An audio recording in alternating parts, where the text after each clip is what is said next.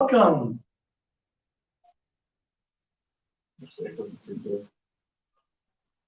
Hello and welcome. It is Fairylight Convention time, and we are here today with author, science, supernatural, and horror author, Joshua Griffith. Take it away. Thank you, Professor. My name is Joshua Griffith, and I'm a Cherokee energy healer. Louder. Anybody else can hear me? Be as loud as you can. I'll try and be as loud as I can because I'm Cherokee and I'm soft spoken. So let me know if I'm not talking loud enough, please. Today I'm going to read to you from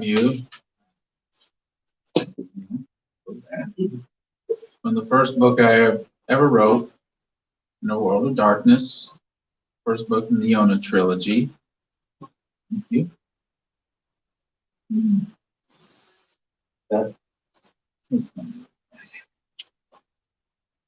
Okay. Anyway, this book takes place here in the Pacific Northwest, mainly in southeast Portland. It just goes through and revolves around the Cherokee energy healer, who's also a shapeshifter, named Yona, which in Cherokee means bear. He currently is in a rundown jail along with other supernatural beings that have been kidnapped by a group of elite paramilitary group that just go by the acronym the Panel Squad. I guess without further ado, and if I'm not loud enough, please let me know. As I said before, I am soft-spoken, and I'll try not to flip my words too much. And also, this is my little friend Vince. Hi, Vince. He's been dying to go on the road with me. He loves horror. Decided he wanted to just join me in his afterlife. This little journey. Loves my books, so why not? You can see it in his eyes. He loves it.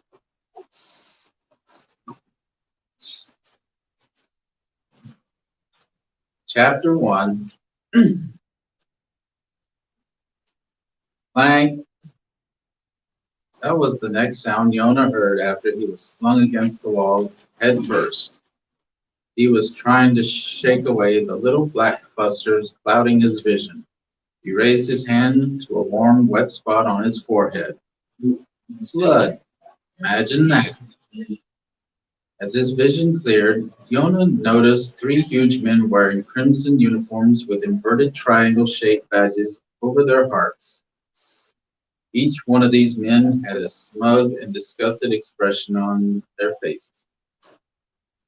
They walked down the corridor, muttering to each other about shooting them all on sight. A few moments later, a heavy metal door slammed shut. Yona crawled slowly over to his cell bar, hoping to lift himself up and survey his situation. His hands tingled as he grasped the bars. Silver. This meant 2 things to Yona. 1, this cell was built specifically to hold supernatural beings, and 2, that someone must have informed on him about his dual nature of not only being a Native American energy healer, but a shapeshifter as well. That summed up the human race in a nutshell these days.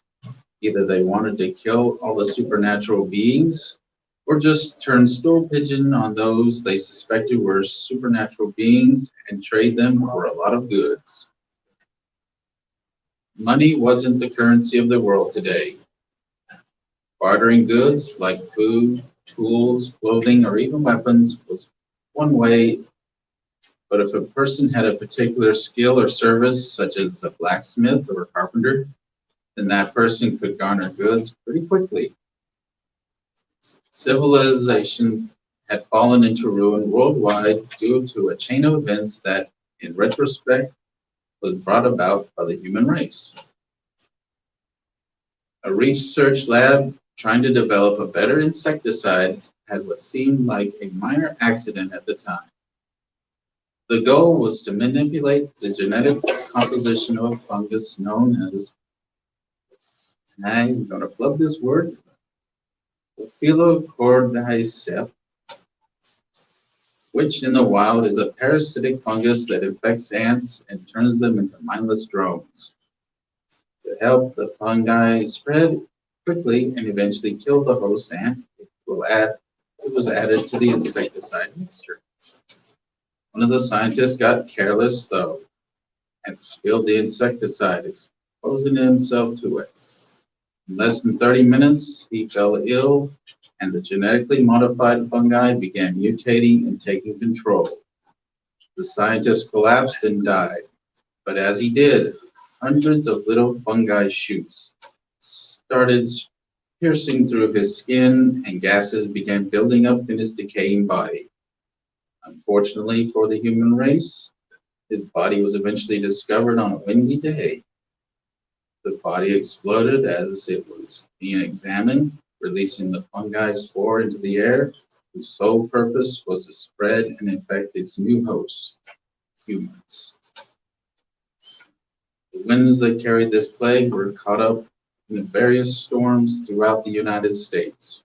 Without warning, the genetically modified fungi had spread throughout the world in less than a month. Adding to this plague were unseasonable windstorms and a great deal of natural disasters at the same time. One could easily argue that Mother Nature had gotten sick of human race and decided to cleanse the earth, using man's own creation as a weapon of choice. Needless to say, it was an apocalypse, and 75% of the world's human population was wiped out, either from the plague or the chaos that followed. Chaos ensued throughout the world. Groups of people, fed up with their country's governments, took matters into their own vigilante hands and burned them to the ground. A symbolic fuck you.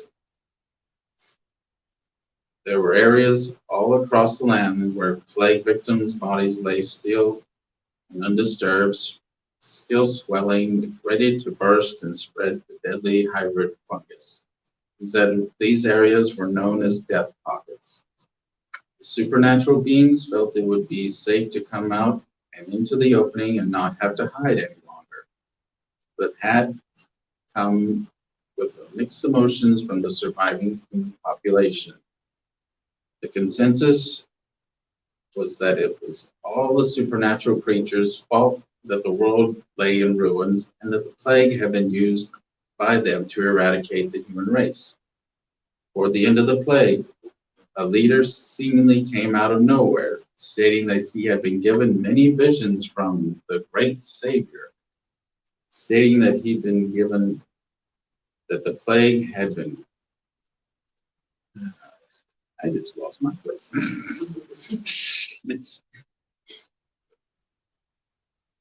So, toward the end of the plague, a leader seemingly came out of nowhere, stating that he'd been given many visions from the divine Savior about the plague and the true reason it had spread so quickly. Humans flocked to his megachurch to hear about his visions of prosperity and peace. For prosperity and peace to come about, though, the divine Savior had insisted that all supernatural creatures must be captured and eliminated from the world. The voice of the divine Savior was known as the prophet Bob. Many humans followed and worshiped the ground prophet Bob walked on due to his many visions and his ability to predict the future events that seemed to always come true. Yona saw several more cells like his across the corridor that appeared to be occupied as well. Back in the corner of the cell, straight across from him, was a dark figure, and Yona thought it might possibly be a female. Two cells to the right definitely held a female, one with curly, fiery red hair streaming down to her shoulder blades. She wore a dark blue corset, knee length skirt, and calf-high leather boots. Dirt and mud were caked throughout her clothing, but that didn't take away from her sensuous body. She grunted and kicked at the cell door. Open the fucking door and let me out. Next one of you fuckers that touch me again, I'll make sure your dick shrivels up and falls off like a fucking raisin. Nona smiled to himself and thought she might be a bit feisty too. The shadowy figure, which was a woman as well, yelled at the redhead. Give it a rest, would you? I have a headache and you're not helping it get any better. Spicy redhead noticed Yona for the first time and properly introduced herself. What the fuck are you smiling at over there, huh? You think I'm over here? You think I'm your personal gesture or something? Wipe that smile off your face, or she threw her hands up in the air and screamed in frustration. But then, as she did, she noticed something Yona was doing, something she couldn't. How is it that you can touch these bars without them burning blisters on your skin? This question piqued the interest of the shadowy lady who moved a little bit more into the light. Her skin was pale and her eyes appeared to be almond-shaped and had an eerie silver glow to them. She wore a black full-body cloak that appeared to have runic symbols embroidered into them which seemed to glow too and then fade away. The hood was up, so Yona didn't say what color her hair was, if she had any. The shadowy lady may have been fully covered, but that didn't conceal the fact that she was a woman with curves in all the right places. Yona definitely was enjoying the scenery, but not the situation they were all in right now. Are you human? The shadowy lady asked. That may explain why it's not burning.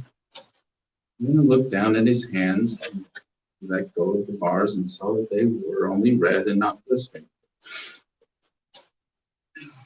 It might be due to my dual nature.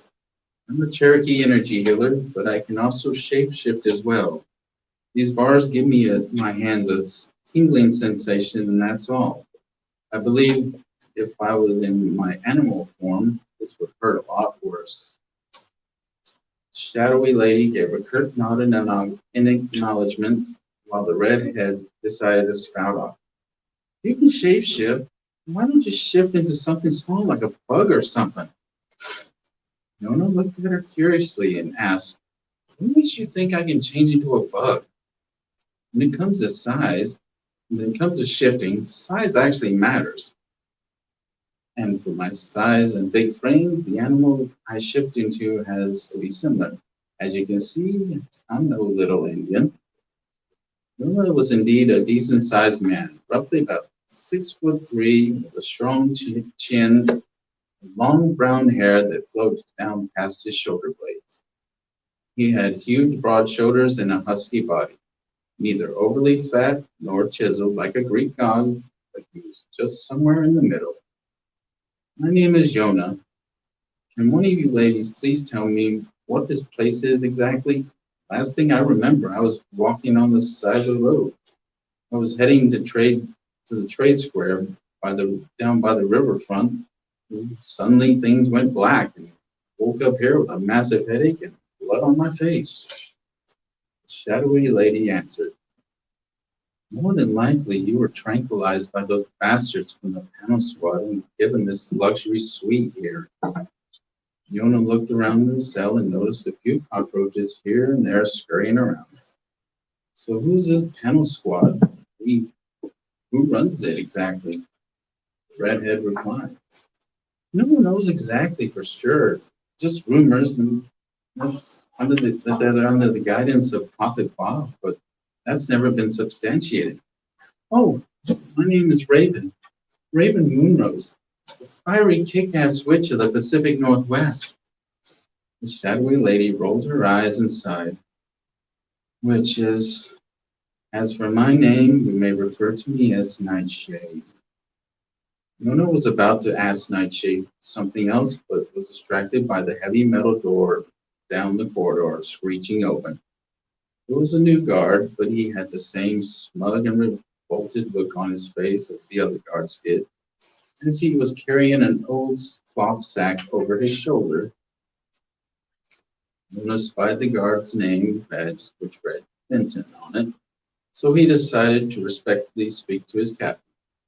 Excuse me, Fenton, but I specifically requested the penthouse suite jail cell, not the basement jailhouse. Don't get me wrong, it's a nice and lovely dungeon atmosphere that you got going on here, but I have a receipt. Oh, and where's the mint on my pillow? The lady captives fought back their giggles the best they could, which made Fenton's eyes blaze with pure malice. The guard pulled out his 9mm and pointed it at Yona and growled, "Shut your wise-ass mouth, you piece of shit. There's silver bullets in this gun and will easily end your pathetic existence. That goes for all of you." He dramatically waved his gun around with a sense of pride. As he did, he stomped on a cockroach. The guard picked it up and flicked it at Nightshade, which made her scream, "You! Get that nasty bug out of my cell, you jerk!"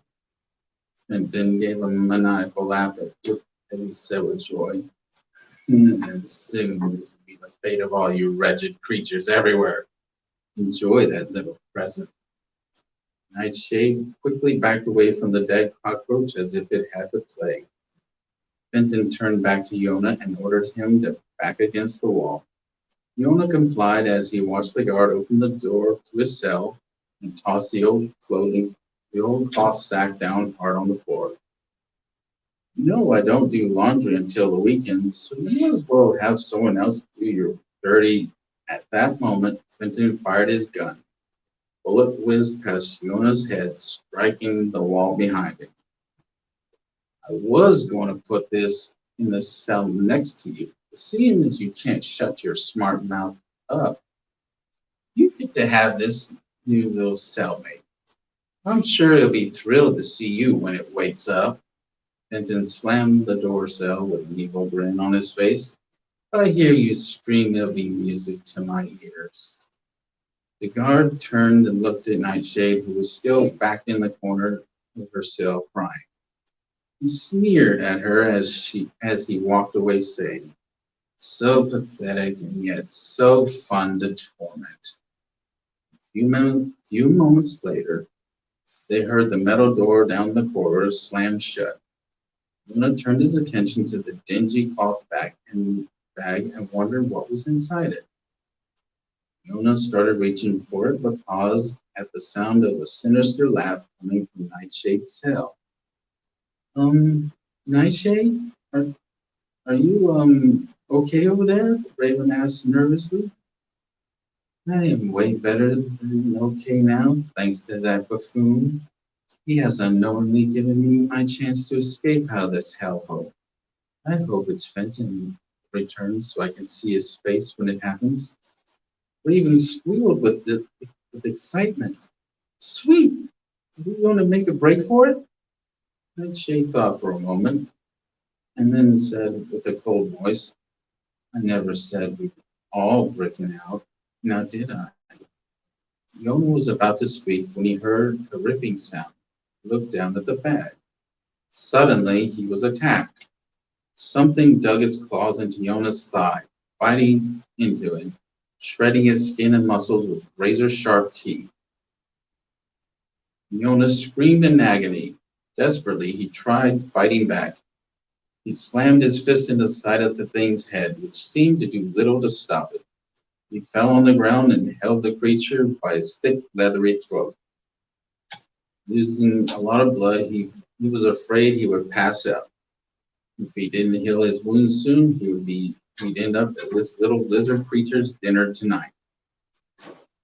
He had to detach it from his body and trap it. The best he could, he rolled over and shoved all of his weight into the creature and pinning it against the cell bars.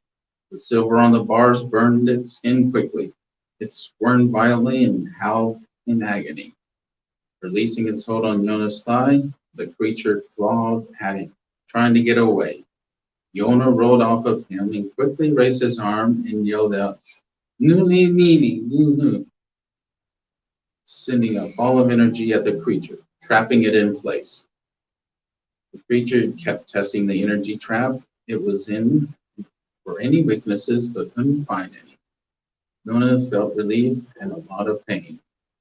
So he began to chant a Native American song as he held his hands over his many wounds that were now ravaging his body.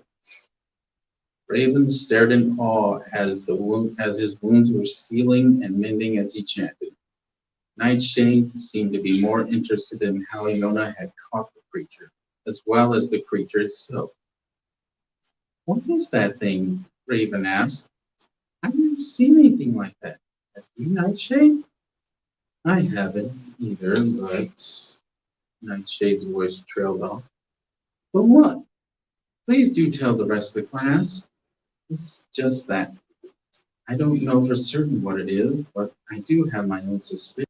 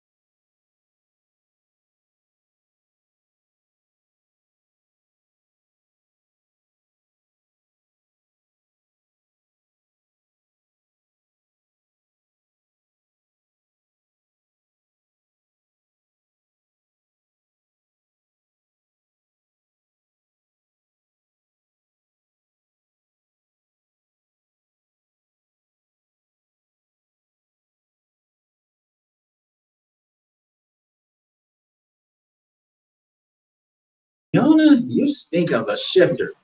But you're an energy healer, too. That's interesting. Why didn't you shift and fight me? You stink of a shifter.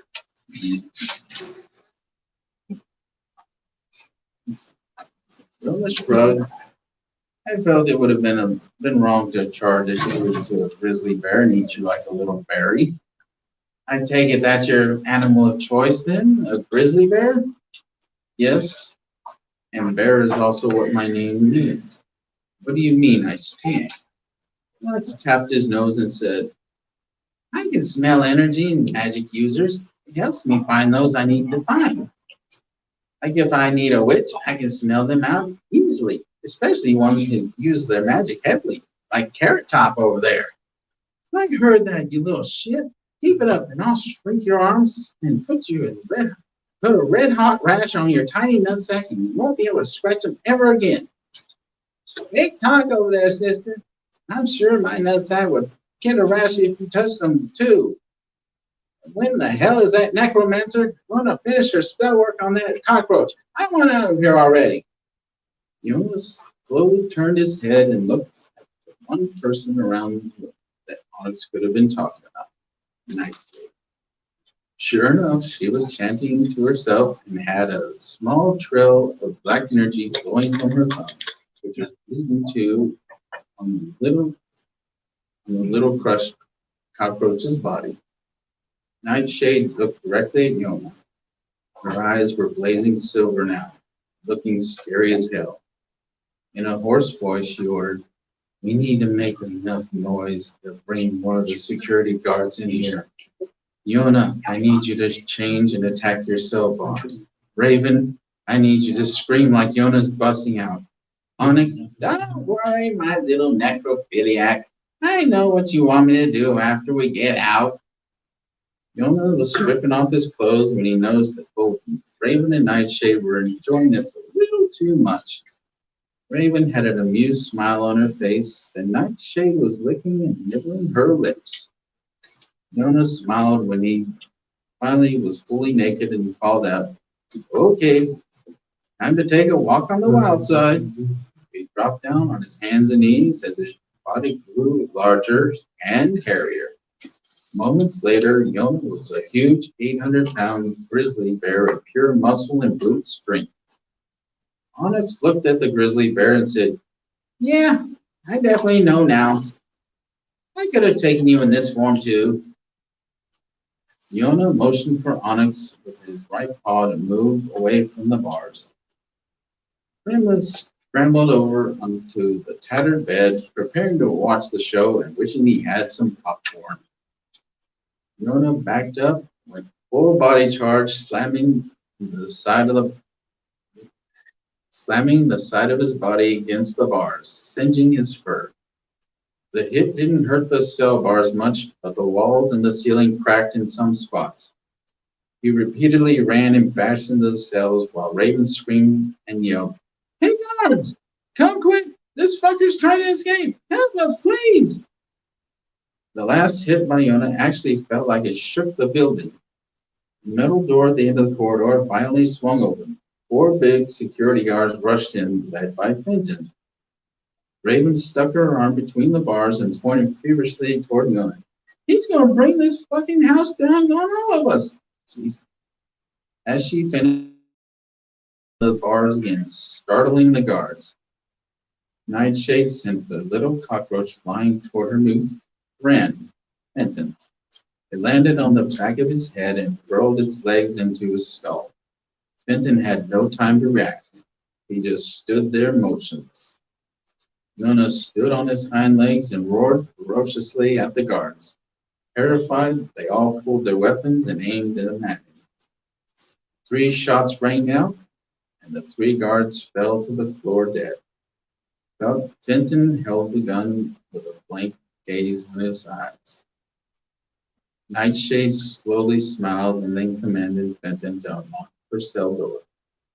Fenton obediently complied. She paused for a moment, looking at the other prisoners, getting a better view of Yona as he shifted and was now naked again. Her smile widened. Benton walked over and unlocked Yona and Onyx's cell door. Fumbling to put his clothes on, Yona stumbled out of his cell. When Onyx stepped out of the corridor, he stomped on the guards' bodies for good measure. Gotta love mind control, especially when it's on someone else. With his pants finally slung on, Yona took the cell keys from Fenton and unlocked Raven's cell door. She smiled and thanked him and then looked at Nightshade. I can tell from the look in your eyes, she growled. You don't want me to come in with you. Hell, you'd rather I just rot in my cell while your pale ass walk free. What a bitch. Never said that we were all escaping now tonight. So I won't bother denying it.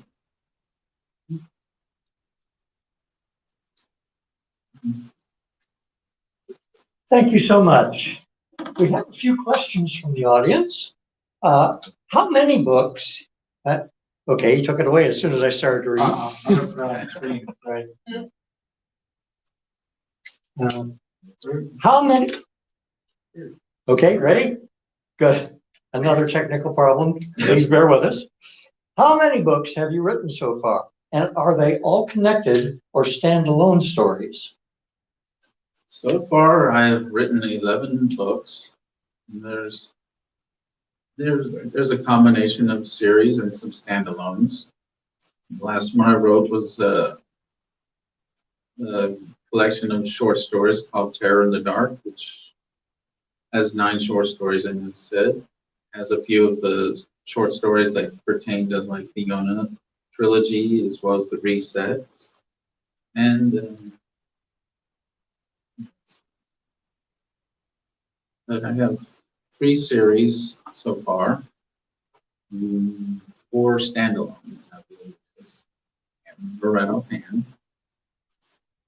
Did you tend to pile up in one's memory? Yes, I did. And okay. What is your least favorite part of being an author? Not being able to just get it out of my brain and onto the paper fast enough. Yeah.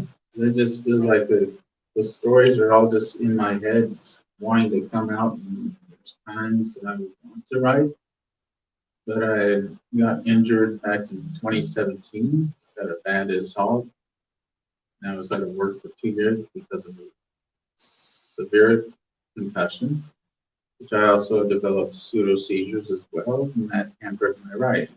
Because before that, I wrote this trilogy and the Second Coming of Hell within 1 year. What about your most favorite parts of being an author? I just like just writing just the weird stuff and knowing that I'm just going to torment anybody that reads it. That's wonderful. What's your audience? The live audience, isn't there? Live audience. Okay. We have questions from the live audience, I'm told. Oh, if anyone does. Is your favorite to write fantasy mostly, or do you have other genres you like to write? Kind of branching out. It's all going to be kind of horror, paranormal based. We can have a little bit of fantasy, mostly fantasy, but it's also going to be some science fiction.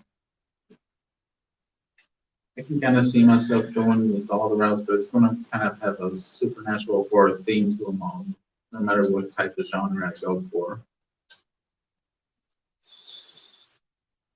Anyone else? No one here in this audience. How about online? Please ask questions. The other takers. Anybody else want to talk about? So in the meantime, you're here at the Fairylight Convention, and you brought quite a few of your books, right? Yep. Do you have all 11 that you said you've written here? Yes, I do. Are you doing anything special for people who purchase the books here, like autographs and stuff like that? Yes, I plan on signing any that get purchased here, and I've put a whole collection, a whole signed collection in the silent auction as well, along with a little book bag that is going to be considered a book of holding within the game, which as long as it's holding books, of course. But if used as an attack in one of your games, it causes confusion. Seemed about right, since that's what I am these days. Excellent. And then you're going to be doing another reading again tomorrow. And how would, if people can't make it to today's convention, this weekend's convention, what is the best way to get your books? You can find them on Amazon, or find them on. I have a website as well. Well, the links are in the low bar. Yeah. Should be on there somewhere. You know, all of them are either can be found in ebook, paperbacks, and almost all of them are in audiobook format.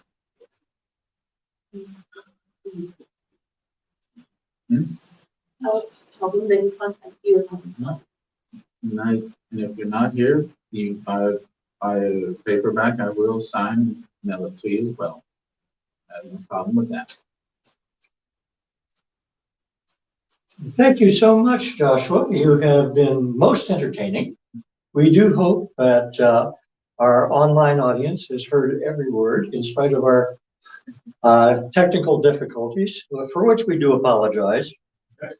All of Josh's links are in the low bar for the stream, and feel free to find them online and buy all his stuff because they're amazing.